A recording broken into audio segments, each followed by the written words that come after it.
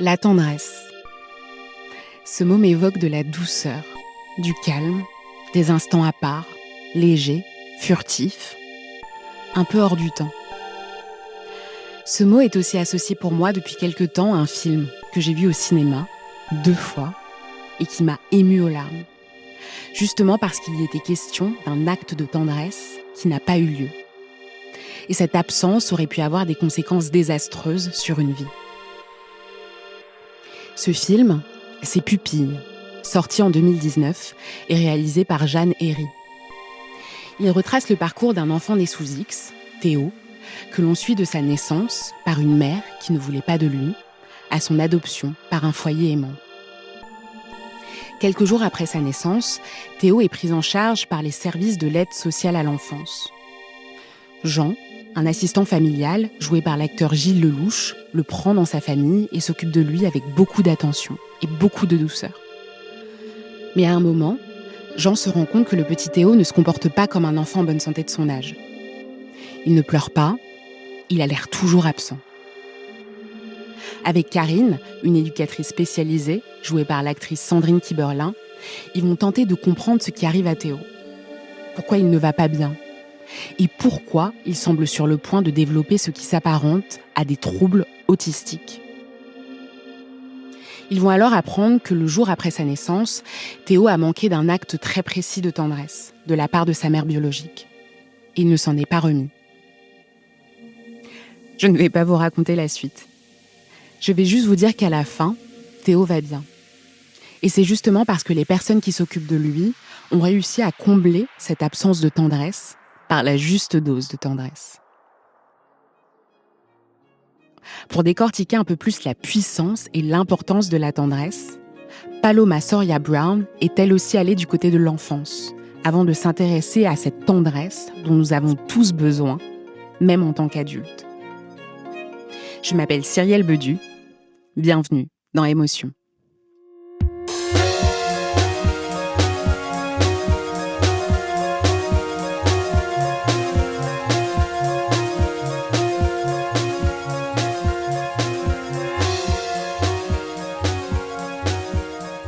Prendre dans les bras, tenir par la main, dire « Tu comptes pour moi ». J'adresse souvent ces gestes et ces mots intuitivement, sans y réfléchir. Et pendant longtemps, je ne me rendais pas compte à quel point ils m'apaisaient et me rassuraient.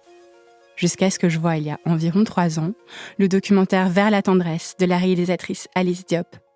Ce film a reçu en 2017 le César du meilleur court-métrage. Dans ce documentaire, Alice Diop suit 4 jeunes hommes noirs et arabes originaires de Seine-Saint-Denis, en banlieue parisienne. Ils racontent leur passage à l'âge adulte, leur découverte de l'amour et de l'intimité.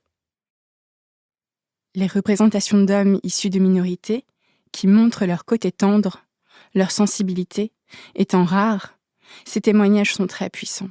Ils nous montrent que la tendresse peut être l'affaire de tous.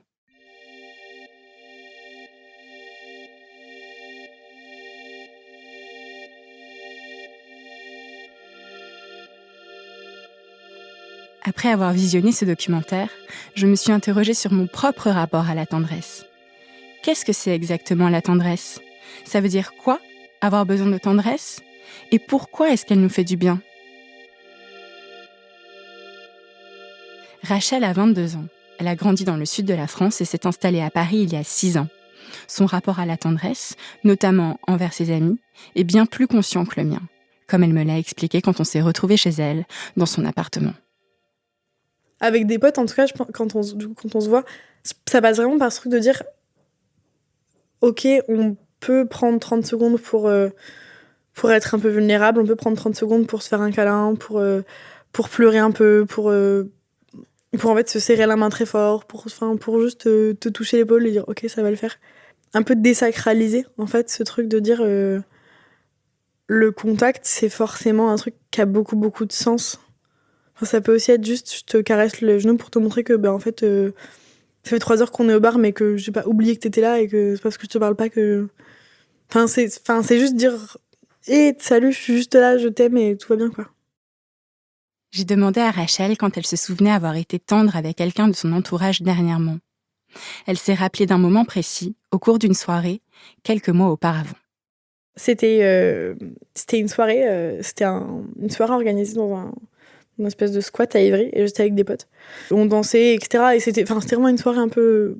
C'était un peu tard, je crois. Et j'avais une copine qui sortait sur une bolo qui était épuisée. Et il y avait un espèce de mini canapé, en fait, dans l'angle de la salle. Et elle était allée s'allonger parce qu'elle était vraiment épuisée. Et moi, en fait, je me suis assise et elle s'est juste mise sa tête sur mes genoux. Et je crois qu'on est resté comme ça pendant genre une demi-heure, à juste, pas trop parler parce qu'il y avait beaucoup de bruit et de la musique, etc. Mais juste, moi, je lui caressais les cheveux, je croyais, elle était en train de mi-s'endormir. Un truc très con, en fait, que tu fais, que t'as pas trop l'occasion de faire avec tes potes quand tu les vois comme ça et tout. Et je m'étais dit, c'est quand même trop extraordinaire dans une salle avec plein de gens qui dansent, des gens qui sont... il est quand même 1h30 du mat, 2h du mat. Et toi, t'es juste là dans ta petite bulle avec ta pote et c'est très cool, quoi. Il y a pas d'élément hostile, quoi. J'ai parlé de ces gestes de tendresse entre Rachel et son amie avec la psychologue clinicienne Laurence Kuznetsov, qui exerce à Paris. Et elle m'a expliqué l'importance de ces moments. La tendresse, à première vue, ça peut être un affect qui paraît accessoire. En fait, il est fondamental. Et ce qui s'est passé, alors l'interaction venait des deux côtés, il y avait un échange entre les deux, mais surtout il y avait une attention particulière, il y avait une qualité d'attention particulière qui refait penser à l'idée de soin. Elle a pris soin de son amie, parce que vous commencez votre histoire en disant « elle était fatiguée ». Elle a pris soin, et puis son amie, en lui faisant confiance, lui a rendu sa tendresse d'une certaine manière.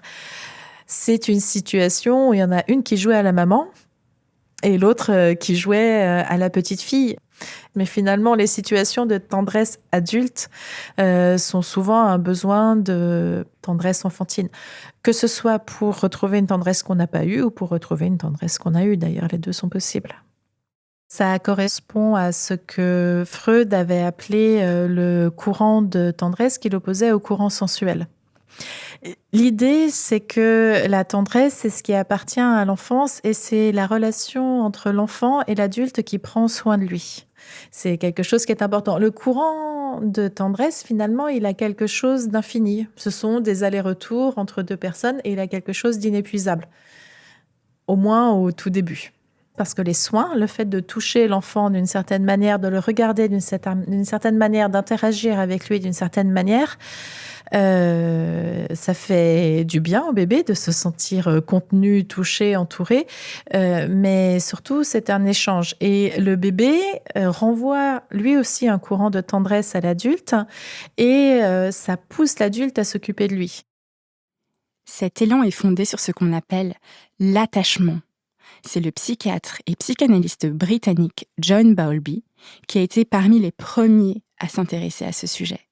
Et en 1957, il dévoile dans un article publié dans le British Journal of Medical Psychology un nouveau concept qui deviendra bientôt incontournable en psychiatrie, la théorie de l'attachement.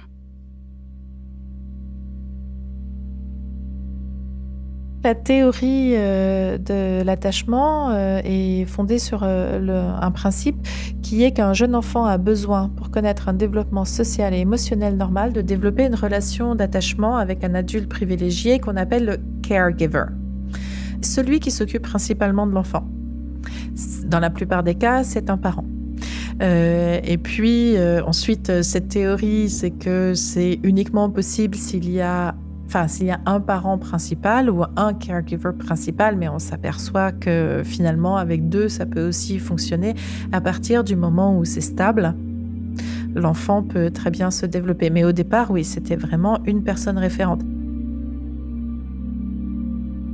La théorie de l'attachement de John Bowlby a plusieurs composantes, comme l'explique Laurence Kuznetsov. Donc, on a classé les types d'attachement des enfants en 3 catégories. En fait, il y a même 4 schèmes reconnus. Il y a d'abord le type d'attachement dit sécure. Donc là, tout va bien. L'enfant utilise la personne qui prend soin d'elle comme base pour l'exploration. Donc c'est le cas de l'enfant qui joue à côté du parent dans la même pièce et qui de temps en temps vérifie par le regard qu'il est là, mais ça lui suffit. Le second attachement, c'est l'attachement évitant. Là, l'enfant n'est pas sûr. C'est-à-dire que il a déjà connu des moments où il attendait que la personne qui lui donne les soins soit là. Elle n'a pas été là. Donc l'expérience n'est pas obligatoirement agréable et il y a une petite distance qui se fait. Ensuite, il y a l'attachement ambivalent résistant. Et en fait, il recherche l'attention, il recherche la personne qui lui donne les soins et en même temps, une fois que la personne lui donne l'attention, il va la rejeter. Il y a quelque chose de très disharmonieux. Et puis, il y a l'attachement désorganisé et là, ça va très très mal.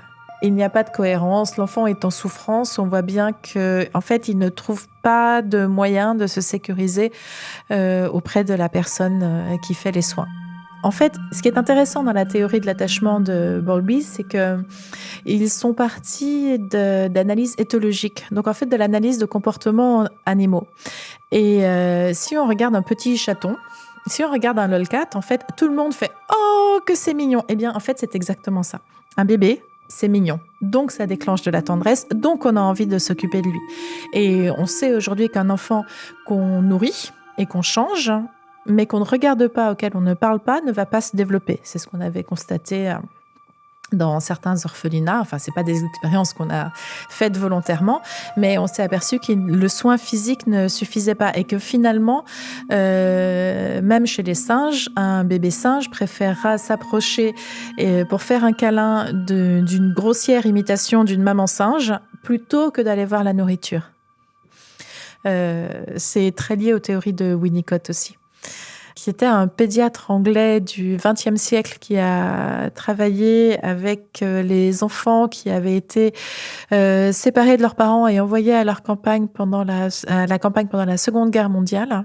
Et bon, certains étaient revenus orphelins, puis des adolescents difficiles, et qui a proposé une approche de l'enfance qui était à la fois pragmatique et très intelligente, et qui était justement l'idée de donner à l'enfant une certaine sécurité.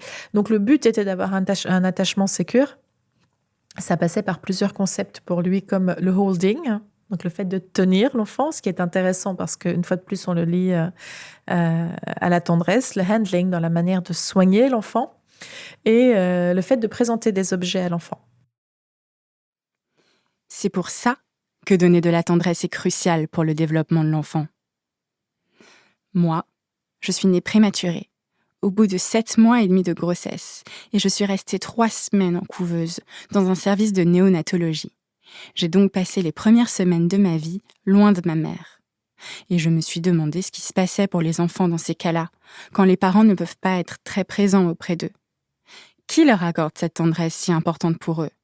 Est-ce que le personnel soignant peut leur en procurer dans ces moments-là ?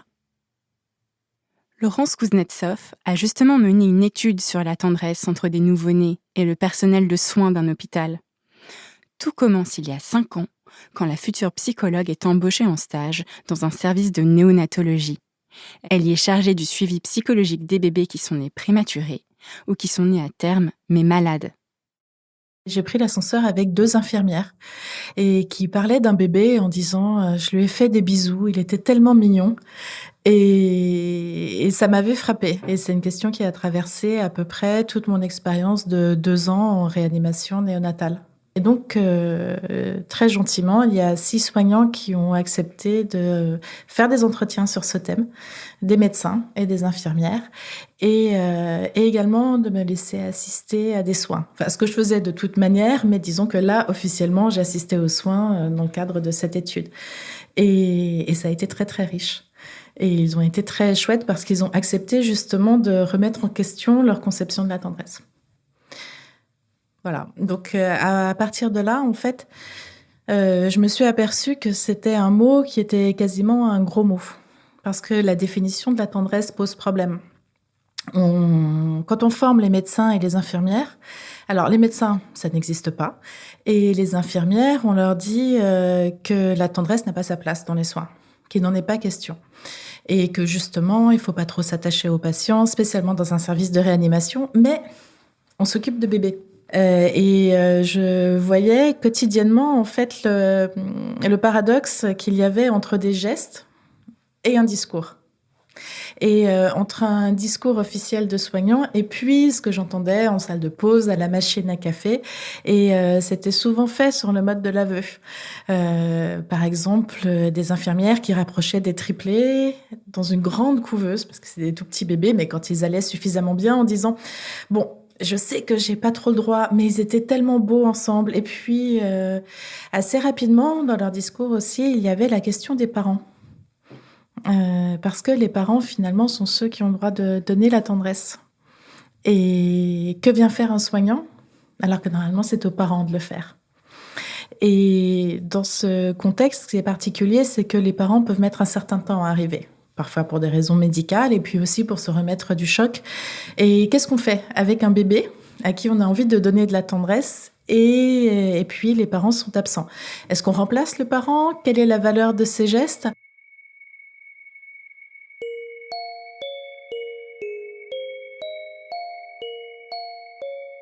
Je me suis rapprochée de l'idée d'un monsieur qui s'appelle Albert Sicone et qui est prof de psychologie à Lyon 2 et qui a parlé d'un concept qui s'appelle la parentalité soignante.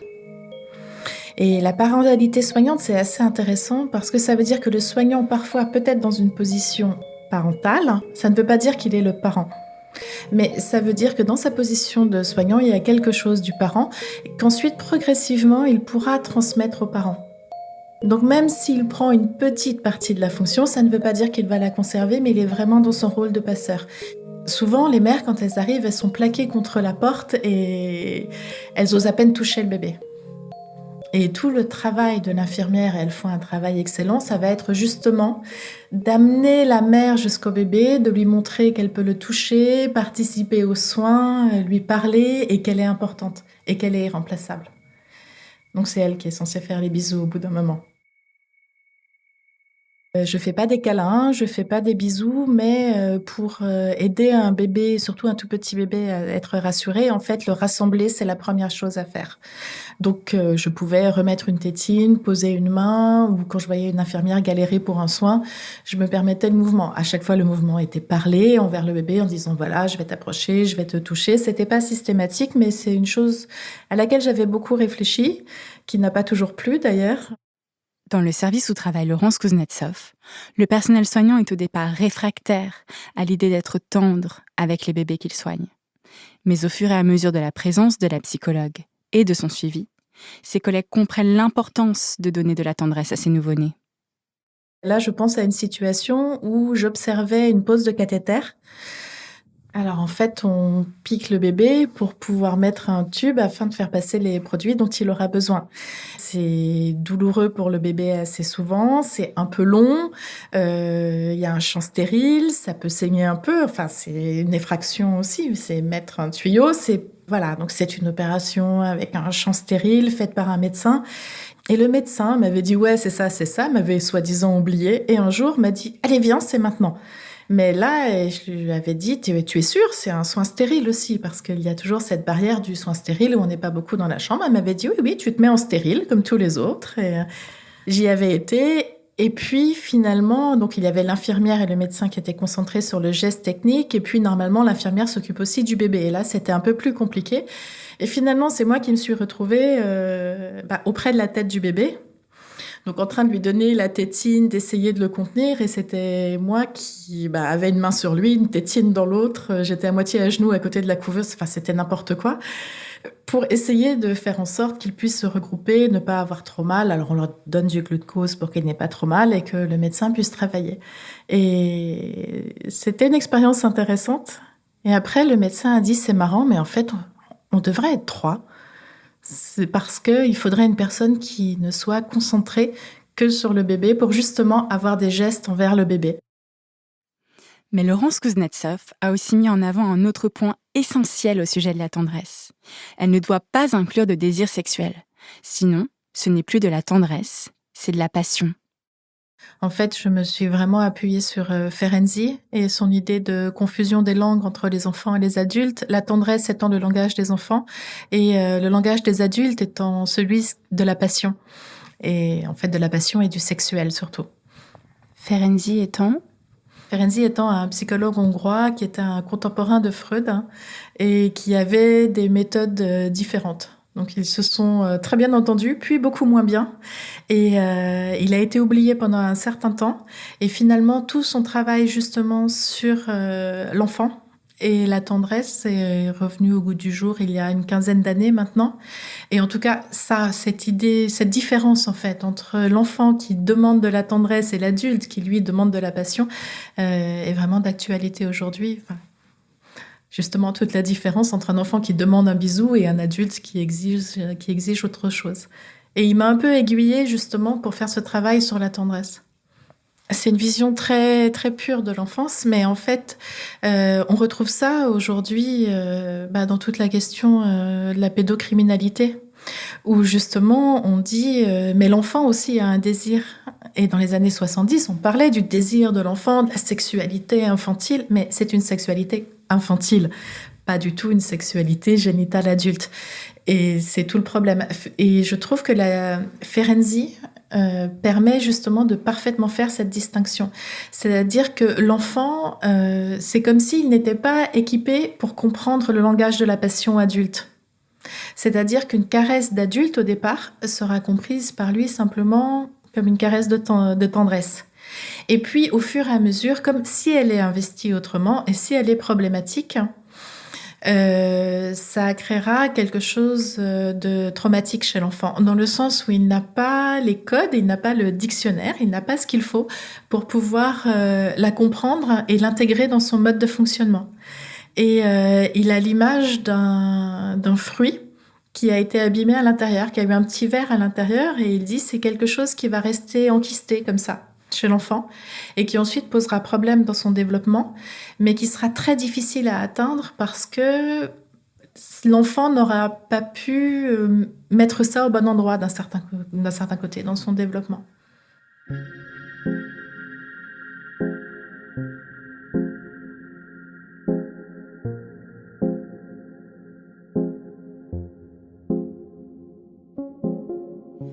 L'importance de distinguer tendresse et passion, la psychologue clinicienne et psychanalyste Marie-Dominique Ami m'en a aussi parlé quand je l'ai rencontrée.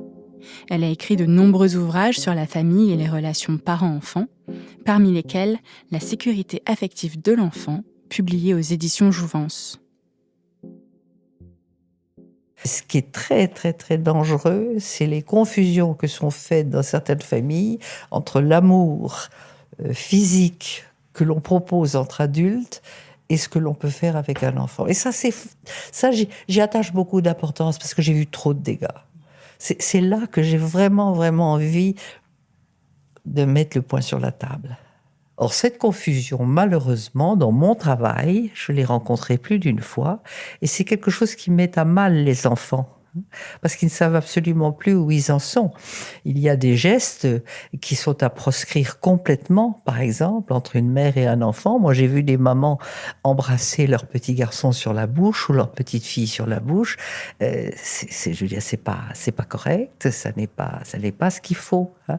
Par contre, le tenir dans ses bras, le cajoler, l'embrasser sur la joue, lui caresser les cheveux, c'est très important. Il y a les enfants pour lesquels la différence entre passion et tendresse n'a pas été claire. Et puis, il y a ceux qui ont manqué d'affection. Certains enfants qui ont grandi dans un désert affectif sont eux-mêmes en grande difficulté par la suite pour savoir ce que c'est que d'avoir de l'affect. Et c'est là aussi qu'ils pourront être beaucoup trop excessifs ou alors qu'il n'y aura rien du tout. Il y a les deux exemples. Alors, il y a vraiment pas de... Je peux pas dire il y a une chose. Les résultats sont très différents d'une famille à une autre, bien entendu.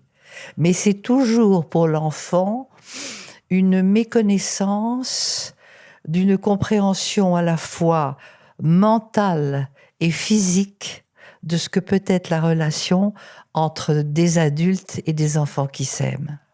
Pour Marie-Dominique Ami, la tendresse parentale doit avoir une dimension didactique pour être complète. La tendresse pour un enfant, c'est être attentif, c'est savoir l'écouter, c'est savoir lui dire qu'on l'aime, c'est savoir lui montrer comment on s'aime dans la vie, ce que ça représente. Ça réunit le ludique, ça réunit le pédagogique, ça réunit le physiologique, ça réunit tout. Je crois qu'il n'y a pas à dire la tendresse c'est ceci ou c'est cela. La tendresse c'est un tout. De ce que un enfant peut ressentir dans sa relation avec ses parents, à la fois au niveau justement d'un certain amour quand même, bien entendu, mais aussi de ce que ses parents lui apportent sur le plan didactique, sur le plan de comment il faut se comporter en société. C'est cette articulation, c'est cet équilibre qui est à trouver.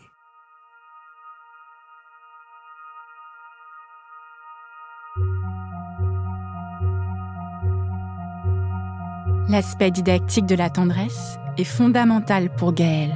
Il a 38 ans et il est père de Owen, 11 ans, et Juliane, 18 ans, née d'une précédente union. Et il attend un petit garçon avec sa nouvelle compagne, qui a, elle, une petite fille de 3 ans, prénommée Abiba. Gaël est noir, il a les cheveux crépus. Il est né en Martinique, où le soin apporté à la chevelure est un sujet important. Les cheveux afro sont des cheveux fragiles qui demandent une attention particulière pour être en bonne santé. Ce sont souvent les mères afrodescendantes qui coiffent leurs enfants. Pendant les vacances de Noël, j'ai entendu parler d'un atelier organisé dans un salon de coiffure parisien pour apprendre à coiffer les cheveux des enfants. J'ai fait circuler l'information dans mon entourage. Et Gaël, qui est le frère d'une amie, s'est montré intéressé. Sa démarche a suscité ma curiosité et m'a fait penser au court-métrage Hair Love. C'est un film d'animation touchant, nommé aux Oscars de 2020, qui met en scène les tentatives d'un jeune père noir pour coiffer les cheveux crépus de sa fille, dont la mère est absente. N'est-ce pas un sublime rituel de tendresse que de coiffer son enfant ? Que lui consacrer du temps, de l'attention ? Que lui montrer comment prendre soin de lui donner l'exemple ? J'ai voulu savoir si Gaël voyait les choses de cette façon, et je lui ai demandé ce qui lui avait donné envie de participer à cet atelier. Il m'a tout raconté dans son salon, en présence de la petite Abiba, qui se tenait à nos côtés. En fait, ça commence avec ma plus petite Juliane, que je coiffais régulièrement quand j'étais petit. Enfin, quand elle était petite et que j'étais beaucoup plus jeune. Je crois que j'avais 23 ans, 24 ans, mais elle devait avoir 3 ans, un truc comme ça. Et je coiffais Juliane tous les matins. Je la coiffais même des fois le soir avant de se coucher pour pas que ce soit emmêlé, parce qu'elle avait une masse capillaire vraiment surprenante. Et le truc, c'est qu'elle pleurait souvent. Moi, il y a eu un moment donné où j'ai plus voulu trop la coiffer. Je déléguais la coiffure à ma mère. Et c'est sa maman, donc la maman de Juliane, qui à un moment donné m'appelle et me dit « Oui, ta fille prend très mal le fait que tu ne la coiffes plus. » J'étais surpris, je me suis dit « J'avais l'impression de lui faire très mal à la tête tout le temps, de la faire pleurer. » Et sa mère m'a dit « Non, mais c'est un moment que tu partages avec elle et je pense que ta fille a besoin aussi de ce moment et qu'elle aime beaucoup ça. » Moi, dans mon jeune âge, c'est vrai que j'avais pas du tout conscience de tout ça. Du tout. Donc, j'ai repris la coiffure, mais j'étais très freestyle. Oui. Et du coup, tu dis que tu n'avais pas du tout compris que c'était un moment, de partage, d'échange, et peut-être quelque chose d'exclusif que je vivais avec elle. Non, je l'avais pas conscientisé. Pour moi, c'était plus... ça faisait partie de ma routine matinale ou du soir avec elle. C'était plus, même des fois, je le dis, une besogne, parce que c'était vraiment pas marrant d'avoir à coiffer, à tirer les cheveux, et puis de la voir pleurer parce que je la coiffais, quoi. Et j'avais plus l'impression de faire n'importe quoi des fois dans sa tête que de lui faire du bien. J'essayais de lui mettre de la graisse de coco. Là, maintenant, je sais que je referai pas la même chose avec tout ce que j'ai appris. Se laisser coiffer est une expérience intime. Mais Gaël n'avait pas conscience de la symbolique de ces moments. C'est seulement quand il apprend que sa fille Juliane réclame qu'il la coiffe qu'il se rend compte de l'importance de ce rituel. C'était une période où il était séparé de son ancienne compagne et où il voyait ses enfants moins souvent. Parce que ça arrivait quand même soudainement. Il me semble qu'elle avait 4-5 ans quand on s'est séparés. On a séparé le foyer avec sa mère. Et donc, du coup, j'avais l'impression de quand même Moi, de base, en fait, à mon jeune âge, j'avais pas la paternité là que j'ai maintenant. Donc, ça me faisait beaucoup de mal de m'éloigner de mes enfants. C'était je le vivais très, très mal. J'en parlais pas forcément autour de moi, mais c'était très, très douloureux de ne plus avoir justement cette routine matinale, de plus les emmener à l'école, plus faire le petit-déj et tout ça. Et qu'elle souhaite que je continue à la coiffer, je me suis dit, ah, mais elle se rappelle, au final, c'était pas si naze que ça, et ça nous lie tous les deux à un truc bien important. J'étais très content, ça m'a fait beaucoup de bien. Donc j'ai continué à la coiffer, Juliane, jusqu'à ce qu'elle ait 10 ans ou 9 ans.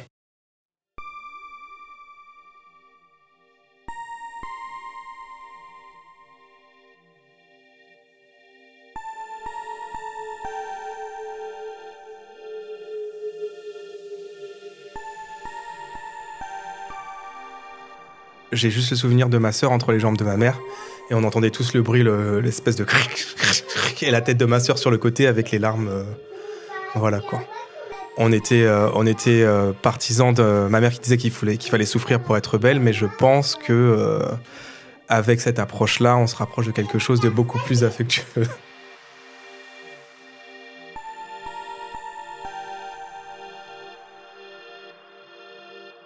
Pour Gaëlle, la tendresse permet d'aller contre une vision du coiffage et du rapport à soi, où la douleur serait obligatoire, inévitable.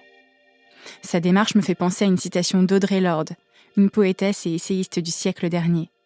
Audre Lorde était afro-américaine et lesbienne. Elle a consacré une importante partie de son œuvre à raconter son expérience de la marginalité, et elle s'est engagée contre les oppressions sociales. 4 ans avant sa mort, en 1988, elle publie un recueil titré « A Burst of Light, Living with Cancer », dans lequel elle parle du cancer du foie dont elle souffre. Dans ce livre, il y a cette phrase « Prendre soin de moi n'est pas une forme de complaisance envers moi-même.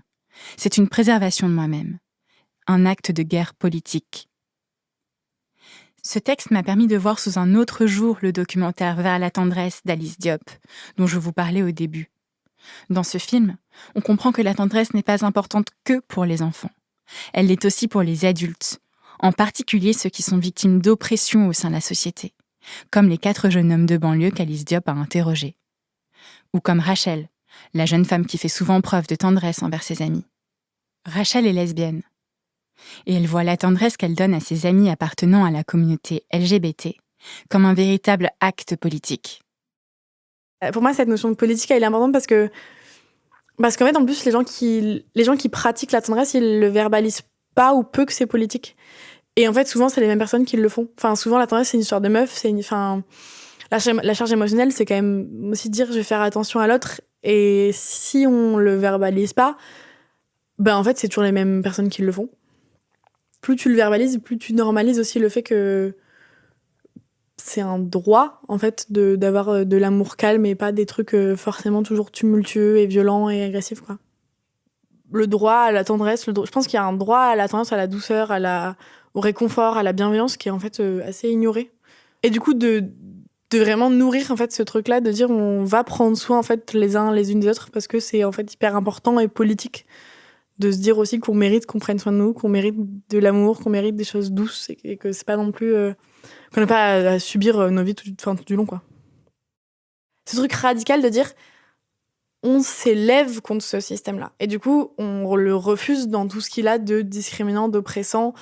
Et je pense que du coup, quand tu regardes la tendresse sous ce prisme-là, et moi encore, j'ai vachement de chance, avec mes parents, ça se passe hyper bien. J'ai une copine, c'est trop cool, je suis hyper entourée.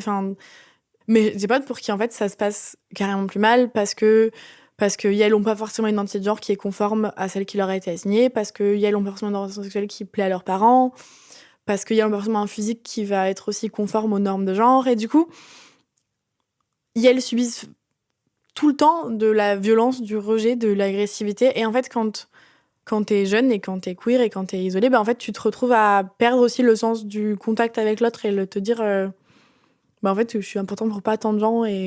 Alors qu'en fait, quand tu recultives cette tendresse, ce truc de dire ok, en fait, ta famille, elle est pourrie, En fait, viens, on s'en crée une. Viens, on se dit qu'on va mettre en place des réseaux de soutien dans nos communautés, dans nos groupes, dans nos milieux, où en fait, on va reproduire ces mécaniques-là.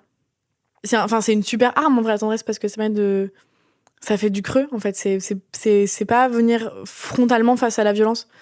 C'est dire, ok, c'est dégueulasse, ok, c'est moche. Mais on peut aussi dire, ok, on va prendre soin de nous. Rachel revendique donc la tendresse comme un droit.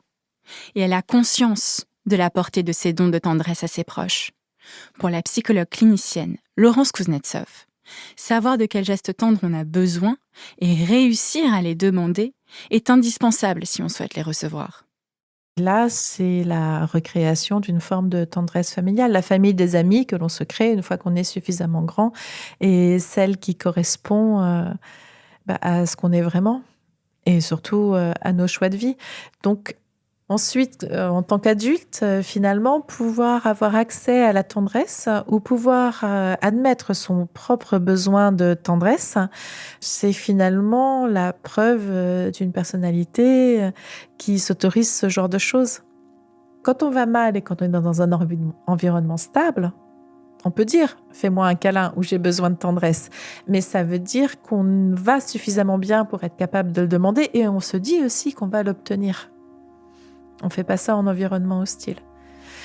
Donc, une vulnérabilité dans un environnement qui, lui, est relativement solide. Il faut des conditions, en fait, pour que la tendresse puisse exister.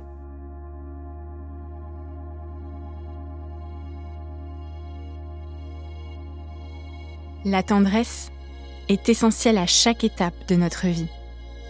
Et il faut parfois savoir se montrer vulnérable pour la demander et aller un peu mieux.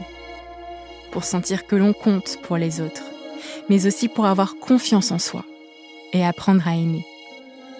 La bonne nouvelle, c'est que la tendresse existe là où on ne l'attend pas. Car comme le disait Rachel, même s'il peut arriver que l'on en manque dans nos familles, rien n'est perdu. Il est toujours possible de constituer un cercle d'amis qui fonctionnera comme une famille, ou de se donner des moments de tendresse désintéressés dans nos couples, pour toujours faire en sorte que la tendresse envers nous-mêmes et envers les autres soit au cœur de nos vies.